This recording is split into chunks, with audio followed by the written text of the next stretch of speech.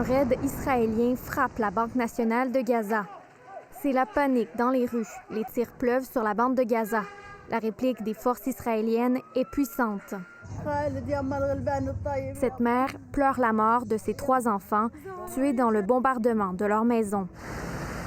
À Sderot, de l'autre côté de la frontière, l'armée israélienne tente de sécuriser le territoire infiltré hier par des combattants du Hamas. Certains de nos amis sont morts, d'autres hospitalisés, raconte cet Israélien. À chaque seconde, nous pensions mourir. Alors que l'on constate les dégâts, des tirs en provenance de la bande de Gaza traversent toujours le ciel.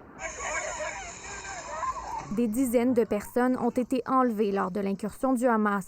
Des images circulent sur les réseaux sociaux. Nous ne voulons pas y croire, mais c'est son visage, ce sont ses vêtements, dit cet homme qui reconnaît une de ses amies sur cette vidéo. Ce père a lui aussi reconnu sa femme et ses filles de 2 et 5 ans sur une vidéo.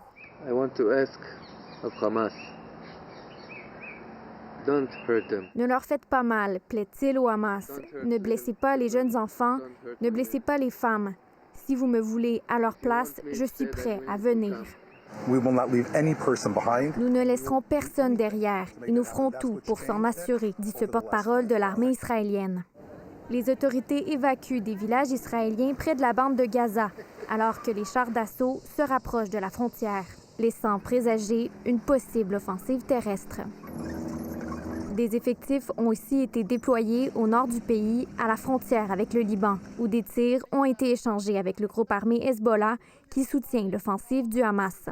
En territoire palestinien comme israélien, les affrontements se poursuivent pour une 2e nuit consécutive. Ici Raphaël Drouin, Radio-Canada, Montréal.